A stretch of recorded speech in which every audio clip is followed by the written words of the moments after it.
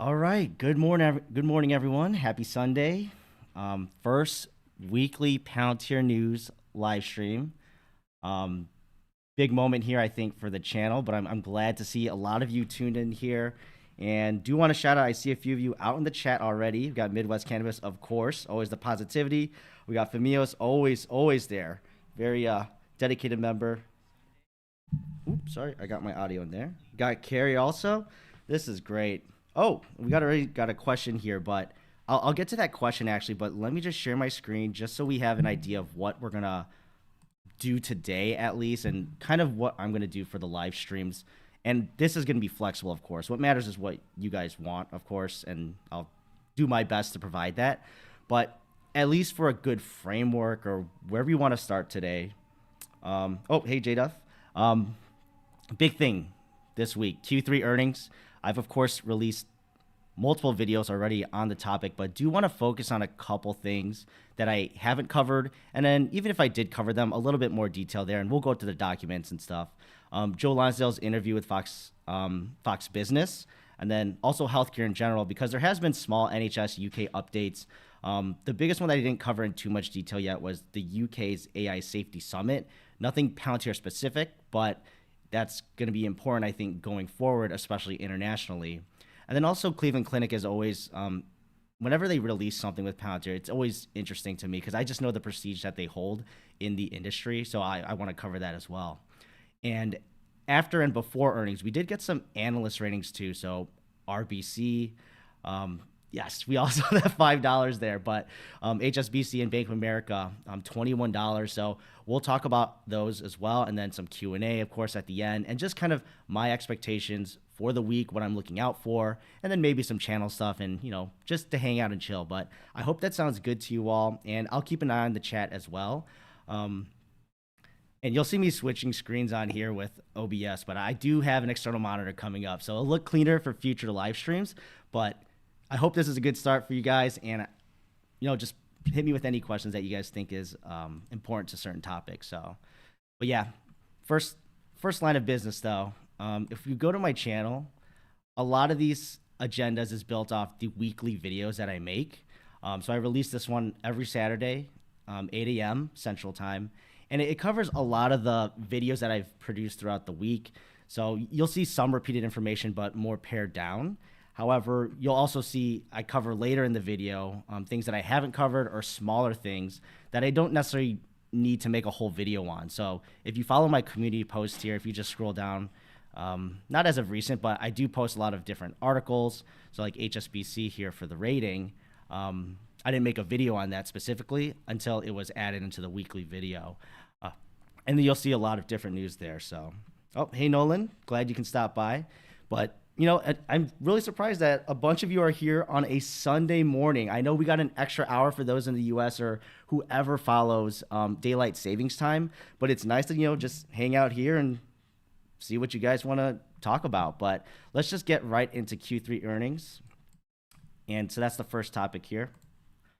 Now, the headlines first, just to summarize for those who may need to catch up. And I'm not saying this is a replacement at all for any due diligence, but the big things here that we saw from Palantir.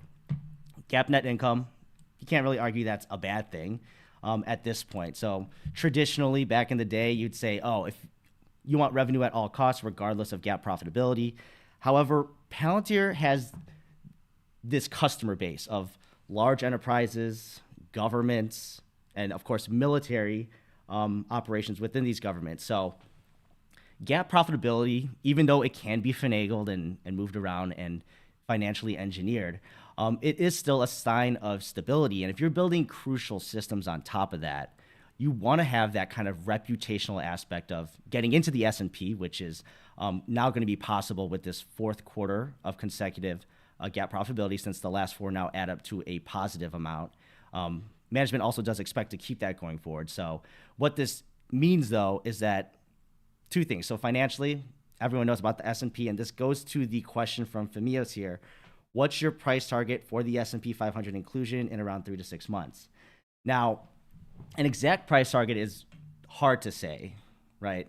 But what you can think about here is that when we see institutions jump in, and this is kind of off the cuff here, but we can look at institutional buyers. Let's just see ownership of Palantir. And we're not saying that they have the biggest share of institutional ownership. And Bank of America's report actually does touch on this a bit too. And this graphic here actually sums it up pretty nicely. We have increasing, so trending up. I'm not saying that it's out of the park here, but an increase of institutional ownership. And what that necessarily, it doesn't mean that you're going to go to the moon per se, but a lot of it can bring stability and less volatility. So you possibly cannot drop as fast as usual unless, you know, a large institutional buyer is starting to, or seller would be offloading shares there, and that's going to be creating a lot of that sell pressure. So in 3 to 6 months, giving an exact price target, yeah, I would not be holding myself to it. So sorry if that's a roundabout way to answer it, but, and Bank of America did also say this as well, with volatility though, when you have this expectation of S&P inclusion, so you don't even have to be in the S&P yet. Palantir's already hit this milestone of the expectation of them getting into it. So institutions are probably going to at least start to ramp up or start dabbling in building positions in Palantir, so they'll be ready once they're actually in there, because you don't want to buy it all at once, right? So, and this is how major institutions buy and sell stocks. They do it over time because you have an actual effect on a market if you're just going to go, you know, put in a huge market order, right, for hundreds of millions of dollars. That's not practical, first of all. But what you'll do to the market, you're going to screw yourself, right? And you're going to just eat up all the shares there and start over purchasing.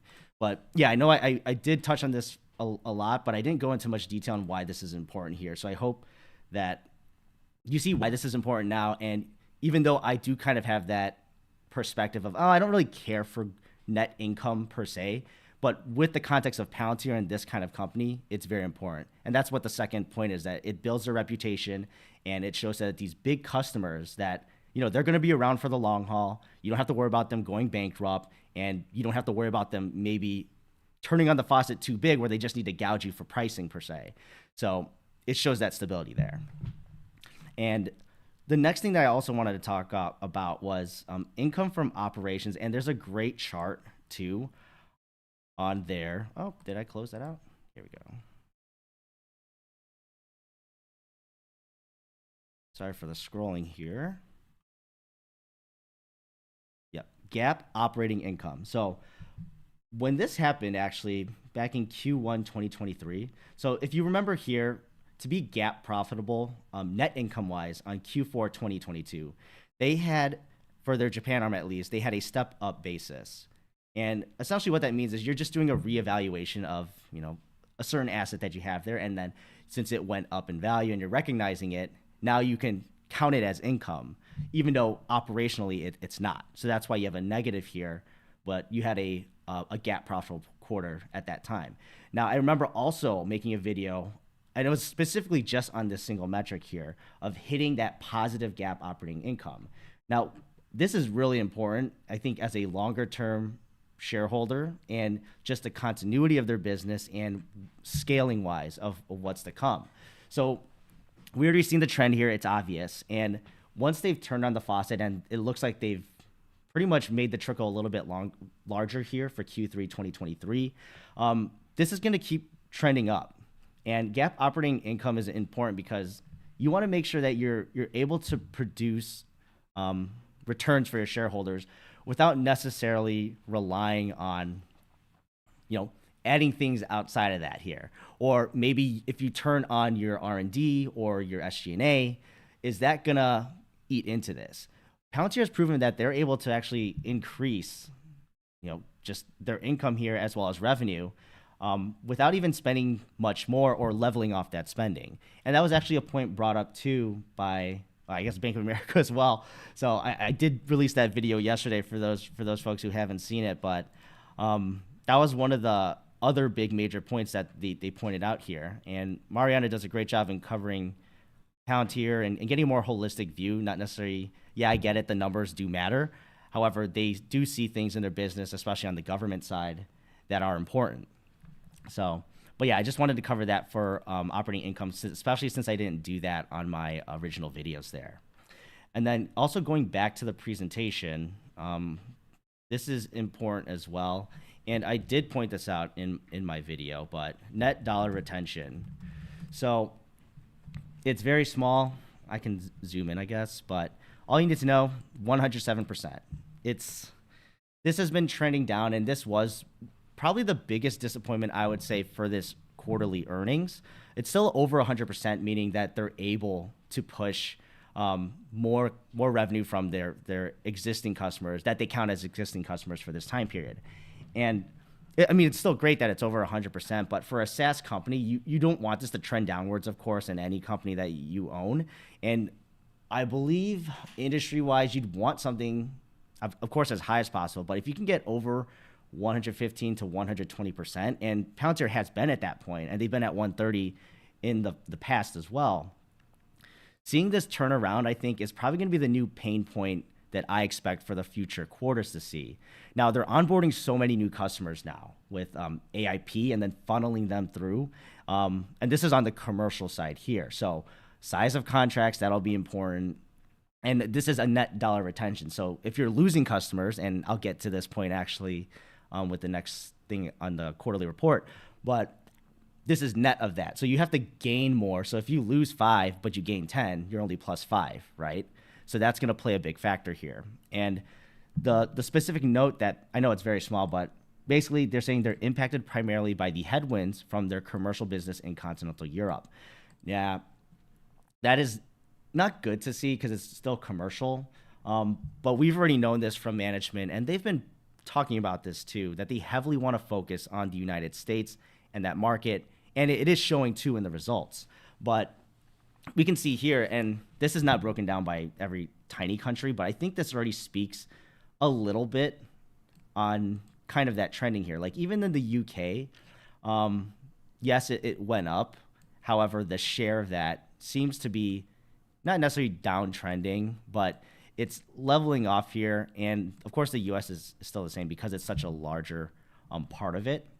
But internationally, like if you're seeing this not necessarily pick up in any way, it just means that they're just going to keep concentrating on the United States. We're going to hopefully see this ramp up though over the next, I wouldn't even say within 2024, but yeah, if we can see something where it's typical where US companies, right, that are showing some strength in their investments and in the products that they use, that there's going to be followers in that. And so this is the kind of point that Palantir wants to do. They want to take over the AI market as soon as possible because they want to set an example for even more prospective customers where, you know, it compounds on itself and produces network effects as well. And I've talked about this in many different videos, especially in healthcare, which I do want to talk about transitioning when we get to that point. But yeah, this net dollar retention, I just wanted to touch on this again because it just wasn't what I expected. And I did want at least to see leveling off there, but it dropped faster than I expected since it was at 110%. Now, let's see here. Oh, I'm just going to take a look at the chat for you guys while this I transition to the next point of Joe Lonsdale's interview. But so Famios brings up when Tesla's S&P 500 inclusion was announced back in November 2020, it went up 70% until the next month, December, when it was included. Okay. Well, we'll have to see what that's like because, you know, a lot of that can be driven by institutional investors since they have the resource to do so. What's your background, Zach? Just curious. You look professional. Oh, thank you very much. Yeah, the background actually was AI generated. I did like white background image generation. Then I also used an AI tool to do the animation. So if you guys want to look at it for like 2 seconds, oh yeah. And then I add the waveform just because maybe my voice will be my face instead. But it was like a very easy solution there. But yeah, glad you noticed that. I appreciate the compliments there. And let's see, since Palantir is a retail stock like Tesla, yes, with a lot of retail shares won't easily sell. It can be easily put. That's true. Depending on the environment, we'll see how strong people are hodling, I guess. Like if you remember 2021, and this is when people were using a lot of new people were getting into the market, and they were actually dabbling in options, and this was adding to it as well on that buy side, or not the prevention of selling for GameStop specifically. Everyone knows about that big story there, but You never really know. Yeah, you can't predict. Maybe this will be a huge push for Palantir's price. Oh, my job background, I think. I'm so sorry. Yeah, I didn't read that. So I guess while we get to the healthcare part, that actually transitioned perfectly to that. Um, but let's actually, sorry, I just lost my train of thought. But there was one more thing I wanted to cover on the earnings part, and it was the revenue per employee.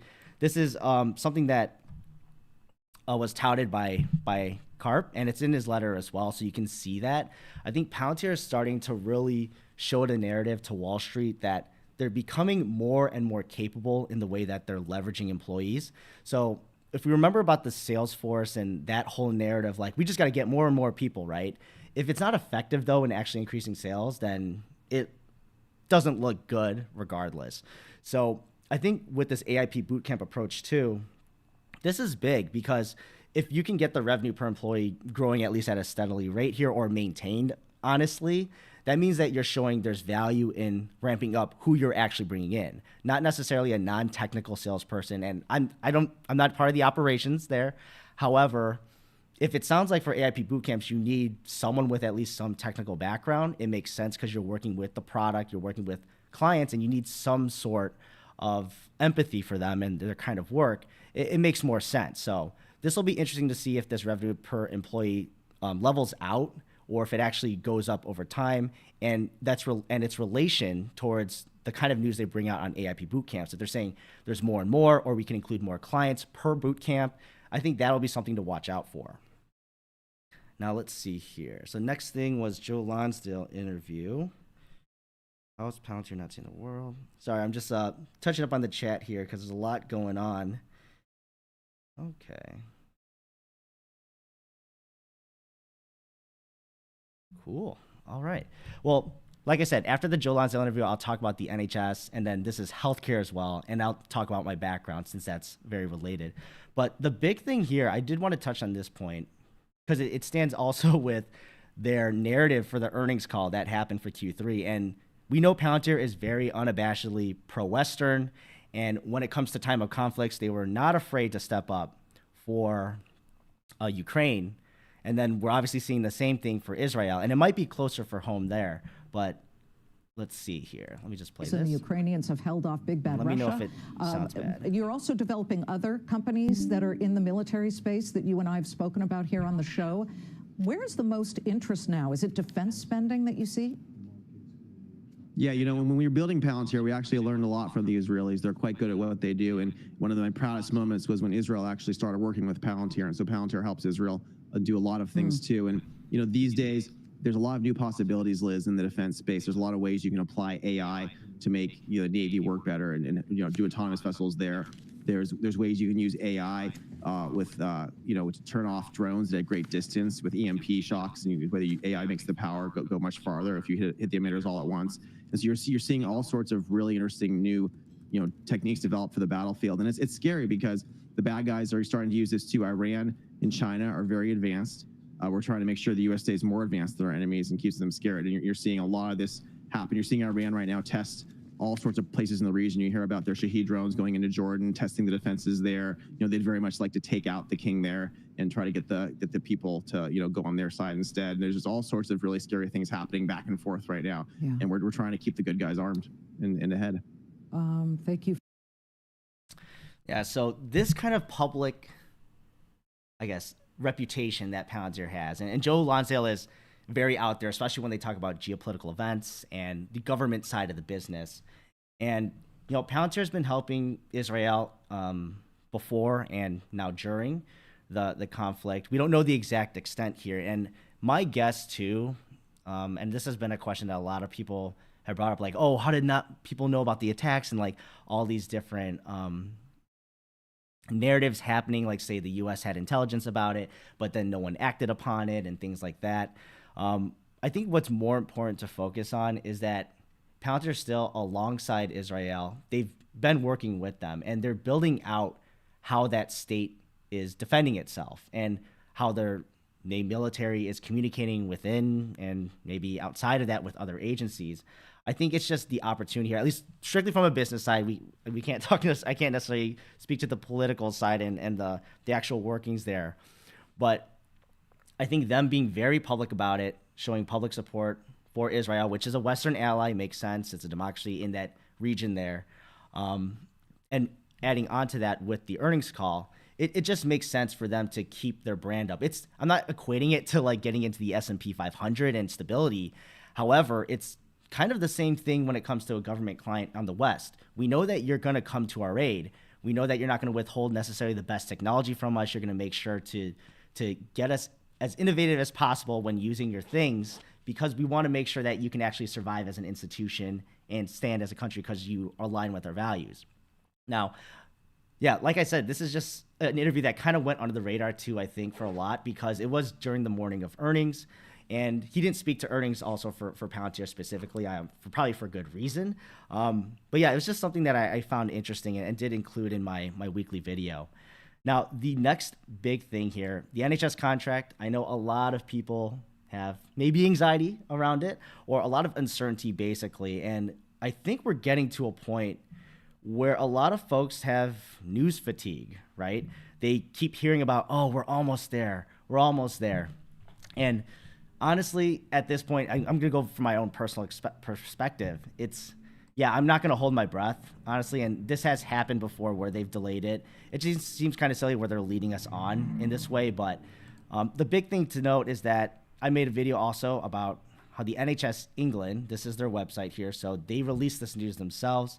They are offering the chance for travel for treatment. Essentially, think of your radius and who can provide a certain surgery for you. They're going to reach out to you if you've been waiting for so long and you don't have a scheduled surgery within 8 weeks. I have the information here, but you'll be able to increase that radius and see if there are available institutions that can provide the same surgery, and of course similar doctors that can perform that as well. And this is big in my opinion, and obviously this is applicable outside of just the NHS in any country, but they do let us know that this is kind of because of the FDP, and it only makes sense for this to actually be possible with the FDP because you're able to communicate with different institutions, with patients, and you have to share that data about the patient, right? When it comes down to it, you're not emailing these different files of people securely and manually doing this. You have to have something that can coordinate this. And they even do include that there are some independent sector providers as well. So there's another added element of security there needed for sharing certain kinds of data. So it really speaks to what's important about the FDP contract coming up, because they're continuing to build use cases here. And I know the everyday average normal person does not follow Palantir or even the FDP contract, honestly. And I'm not from the UK, so I don't want to speak on behalf of every single person there. But, excuse me, there's they're just trying their best right now, NHS England at least, because they seem to have the most buy-in into the FDP platform, trying to put out information there at least that can help inform the public. And referring back to the BBC interview that happened, that's the opposite, where it's not necessarily to inform the public, it's just to kind of put Palantir's name out there. And apparently I had some UK commenters say that, oh, that's kind of a typical interview for politicians. They kind of just rail you. They don't want you to necessarily get your word out. But at least from my perspective, I'm used to interviews being informative or at least getting close to that point. So, but the thing is that this information is publicly available, and they've just updated this recently, actually. So I don't know what's changed, but it's nice to see that they have this information here. Like, what's the FDP? I think the biggest point that a lot of people should look at, and if you scroll on Twitter, just look up Palantir, you're going to see a lot of NHS stuff here. But if you talk about like opting out here, can patients opt out? I think it's important for people to know, oh, it's not opening. There we go. You can only opt out of sharing your data for research and planning, not for direct patient care. So the planning aspect is kind of a middle ground, in my opinion. So you could say planning for healthcare is that scheduling your surgery, but then also that is direct patient care. So there are some caveats here. They did keep it general, but it's something to keep note of, especially as an investor, that people are saying we want to opt out and we don't want the FDP to be useful, essentially. But in the end, it's still going to be useful because the opt-out is only for that function there. Now, the other big NHS news too, so this is with the contract, kind of a clickbait article. I said this in my video that they said did this update here? Something about being complete. I think they changed the title here, and I might have screenshot it. But essentially, they said the FDP procurement process is complete, but they need full business case approval here. So this is the data science chief here, Ming Tang. So the big update here is that it sounds like procurement is over. And if you're in a procurement process, everyone, I'm just assuming everyone's been it, but at least in my line of work and these kinds of institutions like the government, these do move very slowly. But if you're saying procurement is complete, I'm just under the assumption then that you're not necessarily evaluating anymore who's the winner. And you've already figured out who's won, so no new competitors jumping in. I know that there was that UK consortium at one point that's like, we're going to do it, but they didn't even follow the deadline to submit a bid for this. So it was kind of silly at the time. But this article, I think it does bring at least a little bit of progress, saying that, we've made progress and procurement is over, but the business case approval, and my assumption for their language and the NHS and what they say business case approval is that how is it going to be exactly used? And then since it's government and healthcare data with different regulation, they're probably going to outline and map those to making sure that they're actually doing what they're doing, and then ensuring that there's no encroachment. Let's just say even of the scope of expanding it to more institutions that may fall on the gray area. Because even if you have a health system, right, a hospital is a pretty clear-cut case. They need to use the FDP. But then say that you have a satellite office. Do they do medical care there? Or is it just an imaging center that processes images? Maybe they just receive it. So it's like a weird gray area that I don't have full visibility to. But it's just my speculation at this point. But yeah, that was the big thing there when it came to the NHS contract. And I guess I'll talk about my line of work first, since I do work in healthcare data. So I work specifically with I work in the United States, and it's a United States-based company. We don't have any international, say, practices or any kind of touch on that. But I work with a dialysis provider. So for those who know or have maybe a nephrologist, we work with end-stage kidney care disease patients. And I work on the data end, so I'm not an expert per se on the medical side of that. Personally, of course, I've had like relatives that had to go through dialysis, and ESKD in the United States, at least. So I'm speaking from just our country specifically, especially when it comes to premiums being paid out by the government. They're a sicker population in general. So the importance there is that we're looking at the specific population that's sicker and more prone to getting comorbid diseases, because if you have diabetes or heart disease, you're going to be more likely to end up with end-stage kidney disease, where you're going to be on dialysis. So, and with that, your medical care goes up, so you're going to be, as a government, paying a lot more. So I don't want to get too much in the weeds there, but essentially I work on the contracting side, and I work with the data there to ensure that when we get claims data and all the eligibility information on these patients, we want to make sure that we're measuring that whatever our company is doing. So we're trying to intervene. So we do dialysis provider, but we also do intervention programs. We want to ensure that what we're doing is actually making a difference. Now, mine is I'm measuring what flows down to the financial side. So when you have less invasive kind of crashes for patients that go to inpatients, going into hospital, rather, let's say they hit their 3 times a week dialysis, then they're less likely to be spending a lot of money, the insurance provider, on those patients. So I just work on the data on building out the contracting measurements there. So I hope that helps with some, and I do get long-winded when I talk about work there, but my background, at least educationally too, I did business and I had a master's in data science. So I am more closer to the technical side than, say, the business case. But, with any other job, you got to work with ensuring that you can talk to people and work together and all that fun stuff and make a report that's actually readable, not just an output of data or just a query that you're going to hand off to someone. So, yeah, I'm just going to take a look at the chat here and the next point that we have. So I've already covered the NHS and a lot of the different stuff there, but the UK AI Safety Summit, So this happened, I believe, October 30th. I think I have it was, oh, sorry, November 1 and 2. That's when it happened. So Time actually had a pretty decent article here where it talked about what happened. I'm not going to go through this article. Essentially, all the world leaders, they met up, 27 governments here. So not everyone, but major ones. And the big ones are just the US and China, honestly, that people were talking about. But they got together, talked about the different risks, kind of what they envision the framework or want to do with AI development and how that's going to go forward.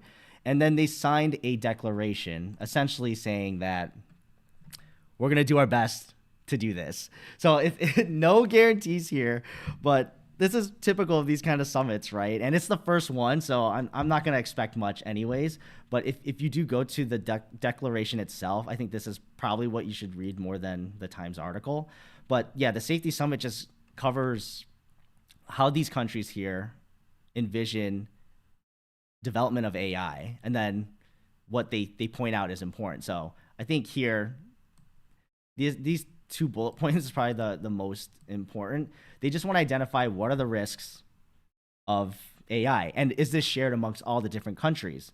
So we know China has a different kind of use case of AI, and they don't really make it a secret how they do internal surveillance. And Karp has also brought this up himself, and we know for the United States that would not fly, even though we know back in the day the NSA and all that stuff and Snowden. But regardless, AI can really accelerate this kind of internal surveillance happening. But either way, they just talk about just the general risk there and how this should be built up, who should be involved in it. Like, do we care if institutions like colleges are part of it? Apparently they do. I know there's like a whole line of, they just wanted to make sure that everyone's inclusive. And that was what Rishi Sunak did say in the interview. I don't have it here, but he basically, when he was talking about it, they wanted to ensure that the development of AI is inclusive. And I get that. You want to make sure that you're not creating biases in your algorithms. That makes sense. Let's say that you have a policing algorithm, and we know statistically certain minority groups may be prone to something, and this is past data. Now, how do you get rid of the biases per se? Or maybe it's supposed to be there. Someone has to decide how that needs to be developed. And if it's AI companies, sure, whatever. That's what's happening right now. But it might not be, honestly, and I'm kind of mixed where I feel about this too, personally at least. But I guess as a country, you definitely want to have your hand in this. So you want to get your hand in controlling how this ends up and not necessarily leave it all up to free enterprise.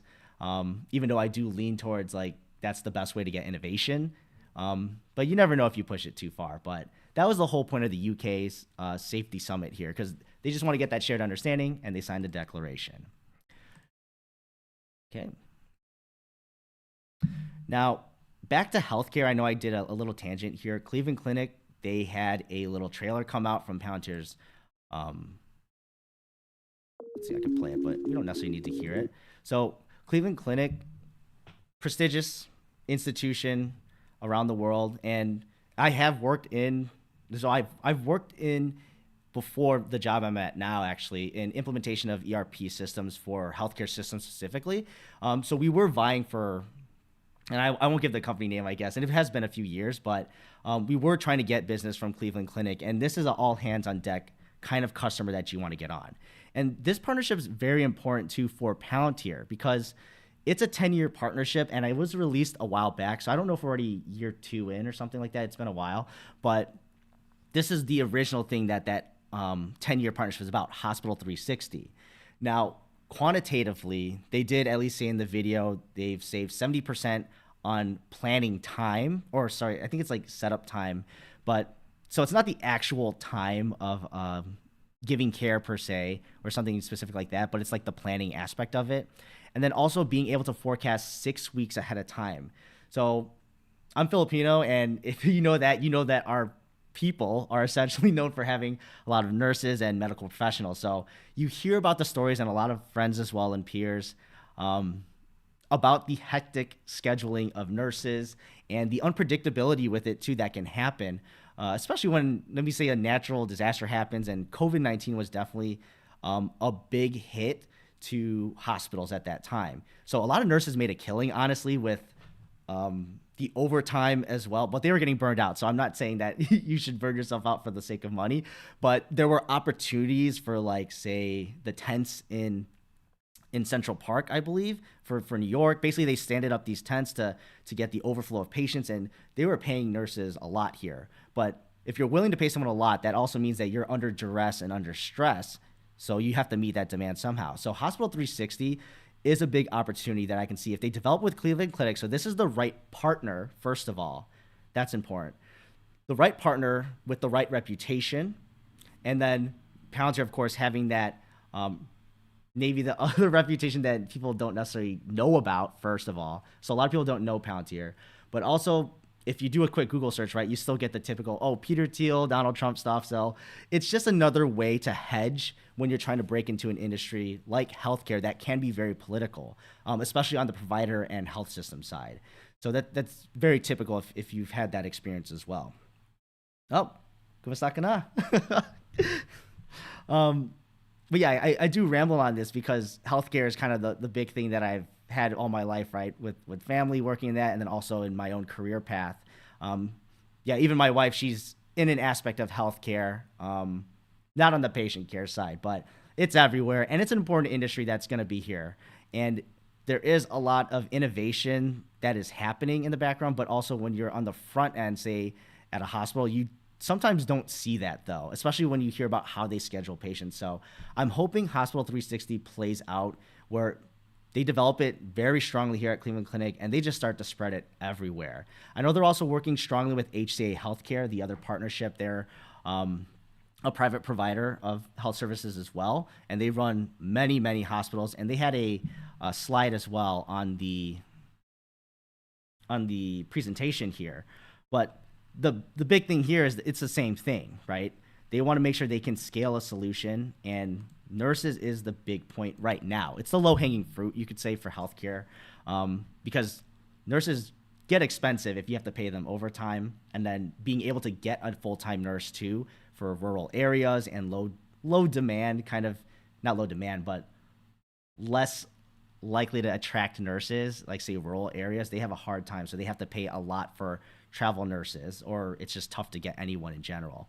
So we'll see how this plays out. And healthcare, honestly, I think is the biggest opportunity to have a massive contract outside of maybe the government and the military, but because healthcare institutions, and this is government-wise as well as non-government, that you can get these big kind of deals and but they're big projects as well to handle this kind of data.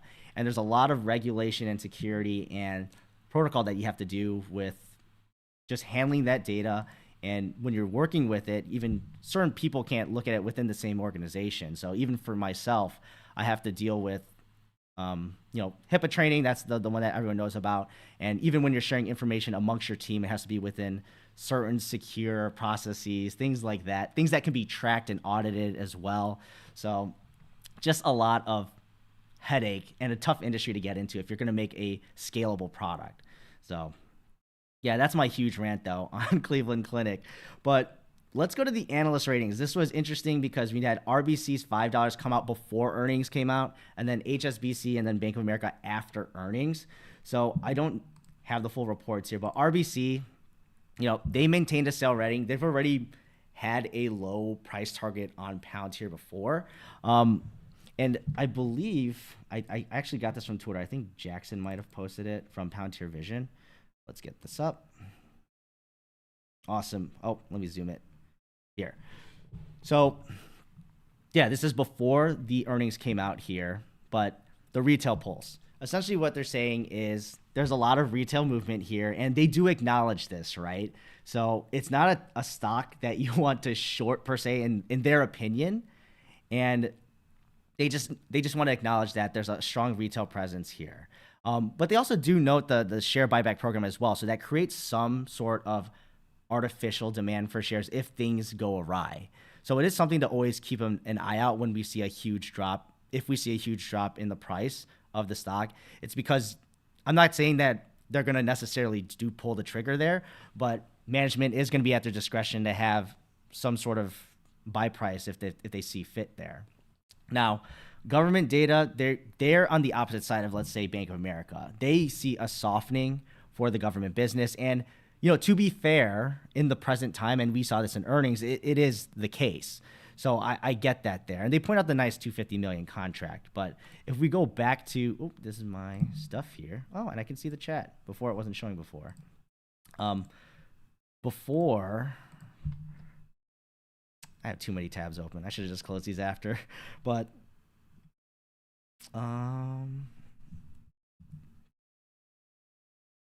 let's do revenue. Yeah, so U.S. government revenue, this is the number that a lot of people like to point out. And the USG is supposed to be the bread and butter for Palantir. Now, RBC, they have a point, right? And they turn out to be right for this specific quarter. But the opportunities, though, and FedStart, honestly, I don't know if that's going to be counted under, I think that's going to be counted under government revenue. So as that ramps up over time, I'm going to be interested to see how that works out. And that's going to be specifically for the U.S. government, since all those partners there are trying to get into that business. And, they work with IL5 right now. And I do have to confirm, though, if IL6 is also being offered, but it has been at least said that that's the plan. But as that scales up over time, I'm going to be interested to see how U.S. government reacts to this and what they're going to count as using U.S. government revenue, because it's kind of like a venture arm where you're going to get into business with a bunch of littler companies like Calypso AI. That's the one where we've made a video about it.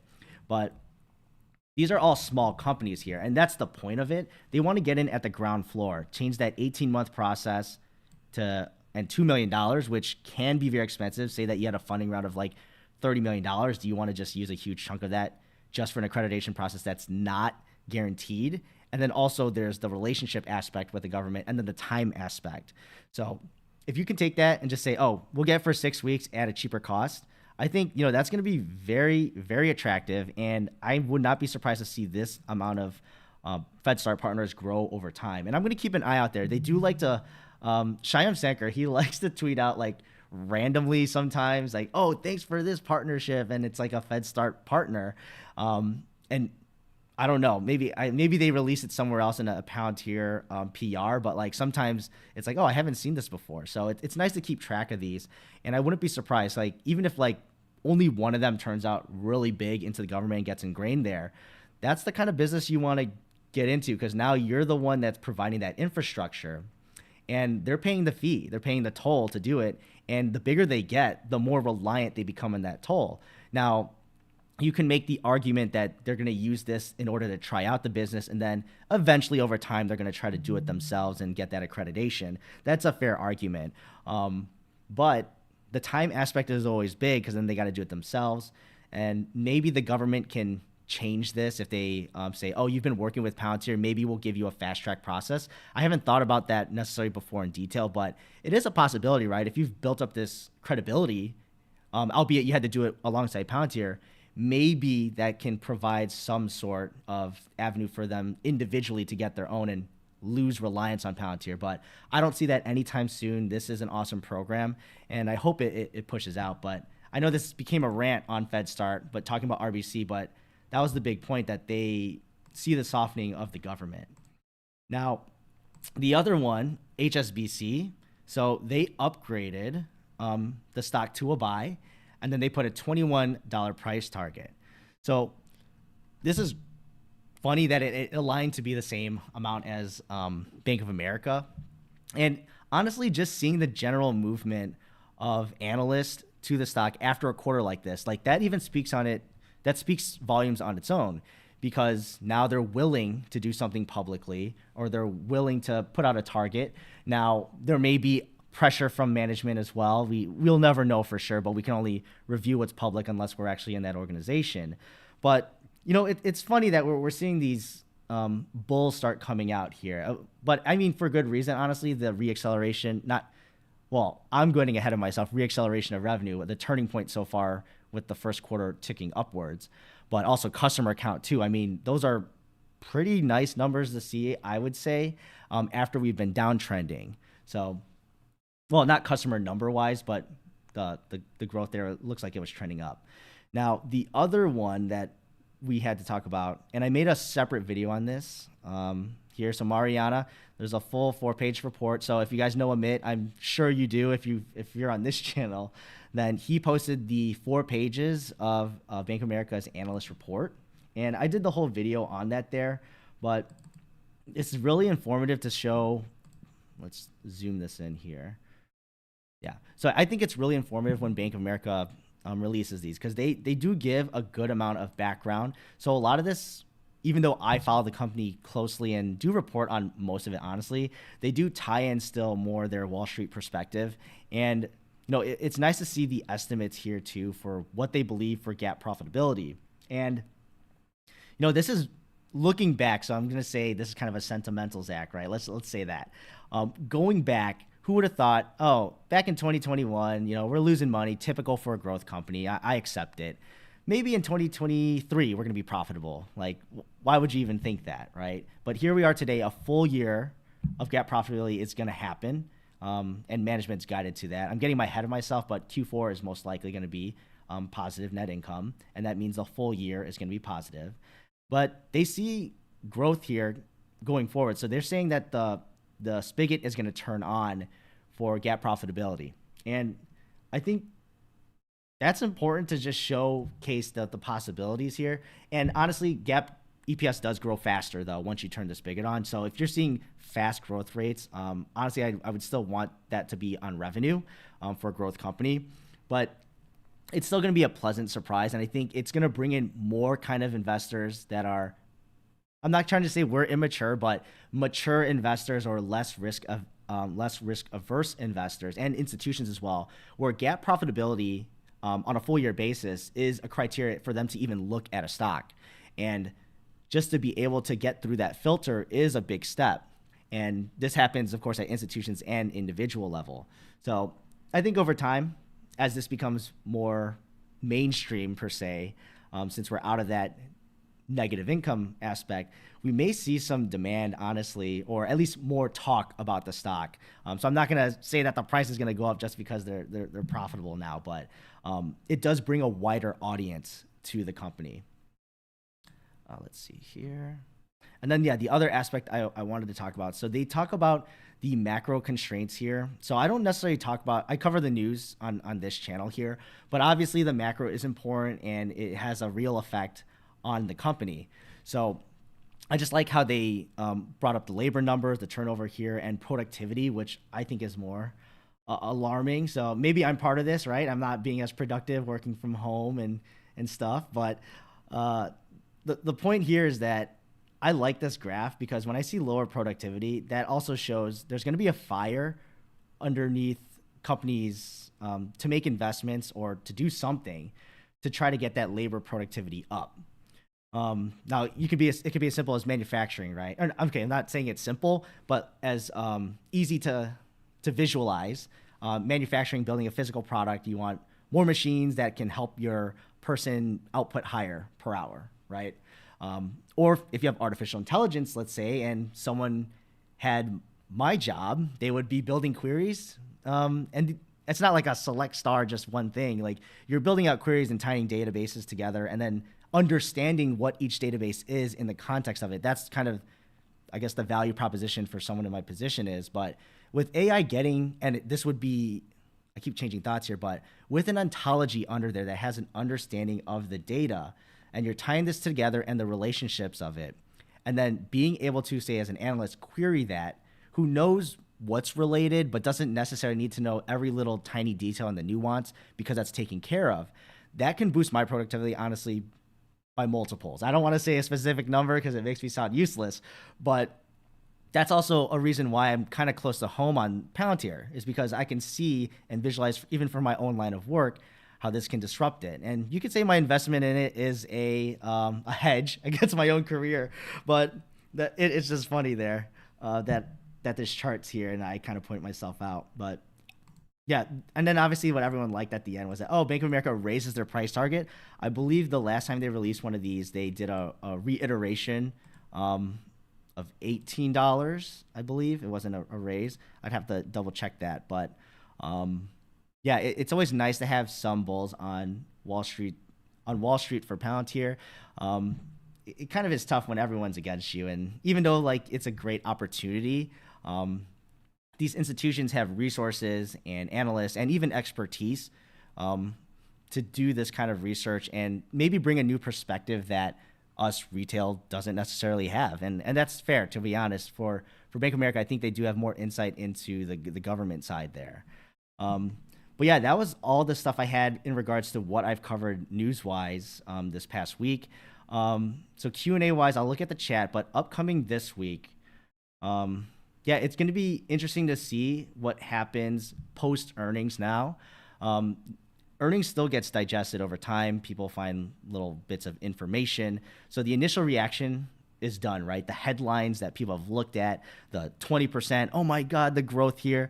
But now that it's going to digest, and then obviously the news cycle happens. So people are going to be looking at other earnings for other companies, and then also the macro and happening there. I think right now, as a retail investor and where we're at, I believe, let me just see the price. I think we closed at 19, or like 1890 something. Essentially, you know, we're at where those analysts are kind of talking about here, and it's interesting. And well, Wedbush is $25, and it's gonna be interesting how people react to this kind of price movement. So not necessarily the news itself, but now that the price is at a certain point in time, how are people going to react to that, right? And I'm not a technical person, and I don't have the time during the day to look at the price fluctuate. So I'm more of a buy and hold type of dude. But, you know, it's always interesting to see. Now, Q&A wise, let me just take a look at the chat. And do I switch this to here? Okay. So it looks like I'm looking at you if you imagine my face in the PR. But sorry, I've not been double checking the chat as you guys are going through here. And there's 57 here. I'm glad. On a Sunday morning, even though we had an extra hour of sleep, I'm glad you guys were able to stop by here. This is awesome. Let me just look through the chat here. Sorry, I've kind of just gotten my own way. Oh, I don't speak Tagalog, though. I only know a few words. So I was born and raised in the United States, Michael. So I know, like, you know, the bad words or like certain things to get around. That's funny, though. Slowly learning some Tagalog since I'm over in the field. Yeah, for sure. And the Philippines is a nice place to learn that too, because everyone speaks English now. The level of proficiency obviously can vary, but it's not necessarily a cold plunge if you were to go to other countries there. We should all have a Palantir vacation to Philippines. Oh, if it hits 100, yes, let's go to the Philippines. If it hits 100, I definitely wouldn't mind that. That's always great there. It is definitely hot, though, I'm saying, because I'm used to Chicago weather, so it's the summers are pretty hot and humid, but when you're there, it's just a whole level of, you know, tropical humidity that I'm just not used to as a person out there. So yeah, if you ever have a chance to be out in Manila, it's that island weather there. Let's see. So rephrase, I'm retiring when it's 100. Hello from Singapore. Wow, great to see you here. Yes, this video will be available later offline. Automatically, YouTube will post the whole thing. I don't expect to be breaking this up into little parts since it is kind of news I've covered. I would recommend, though, and obviously I'm tooting my own horn here. That sounds kind of weird to say, but yeah, if you want the weekly video here, and I usually put it in the title. I did not put it in the title this time, but yes, the weekly Palantir video is right here. I highlight the price targets and the NHS contract complete. That's kind of like the YouTuber side, right? You gotta get the headlines that catch people's attention, but this is the weekly Palantir with all the news, and you'll be able to find those. Let me just see if I got the last one, just so you can see how it is. Yeah, here. So like usually I'll put weekly Palantir, so I'll make sure to update the title, and you can catch yourself up. And I go through a lot of the little news faster. And yeah, thanks for asking that, so everyone can see that. If it's 100, I'll buy the Philippines. Oh my goodness. You know, it's funny you say buy the Philippines, because when we visit there, it's a culture shock too with so yeah, if you go to a resort, like a 5-star typical for tourists, you're not going to see the price difference. But if you go out to like the everyday kind of aspects of the Philippines, like you could buy a water bottle for like 20 cents, you know. So in the United States, you're used to like $1, $1.50, even $2 for a water bottle. Like the culture shock is there when it comes to your money going a long way. But you just have to be careful. It's in certain areas, right? So if you're in the tourist area where they're used to Westerners, then you're still going to be paying the prices, honestly. So, oh, hi, Blake. Great, great. So yeah, this was, I think, a great way to close out for today, the first Sunday live stream. I did actually get extended desktop here, so this is going to come in tomorrow, so you won't have to see me switch in and out of my screen. Oh, this is a crappy picture, but you don't have to see me switch in and out of my screen on OBS and stuff later on, and I'll be able to get videos out much more nicely. Oh, 6,000 shares. Wow, congrats, Nick. And you know, the last couple of days must have been very nice for you. It's funny you say that because I'm actually around the same area too, so hopefully we just continue to see this. But the biggest thing as a long-term investor, we don't want to get ahead of ourselves and see short-term noise to make our decisions for us. Is, you know, if that's the big thing for Palantir. Like, I'm even comfortable when it falls down because I've done the due diligence on reading the earnings and the narrative spot. Of course, I have my biases, but being able to stomach those, it's easier, honestly, if you just don't look at the price. It's just like, if I have an S&P index fund in my retirement accounts, I don't even care what's that's doing, right? I'm just going to keep on contributing. So it's kind of the same aspect when it comes to longer term investing. Now, if you're a trader or if you're using options, you obviously do rely on the time aspect there. Long-term investors do too with opportunity costs, but it's not as volatile then for those short-term aspect. Yeah, we got a lot of heavy hitters here in the chat. So, oh wow, 850-ish, comfortable till holding till 2025, and wish you bought more. Yeah, for sure. Like when you see days like the last two, I mean, we're always wishing we bought more, right? I still remember, I think they touched into the $5 range at some point, which is hard to believe when we're looking at where we're now. And just seeing all of this happen right now, I'm not saying it's going to last forever, right? We know things can happen like 2022, but that's part of the aspect of the stock market, is that there's volatility here. This is where opportunity is made, and people make money on the upside and the downside. So, well, we're actually hitting the hour mark here. It was nice to have the first live stream. Thank you so much all for tuning in. I'm going to try to schedule one out for next Sunday as well. Do note, though, I am traveling from vacation from New York City. I'm arriving back home around that time, so I might have a later stream on Sunday, but I'll keep you guys updated on that, and hopefully you guys all have a great rest of your weekend here. Enjoy your Sundays, spend time with the family, just enjoy the weather. But yeah, thanks again.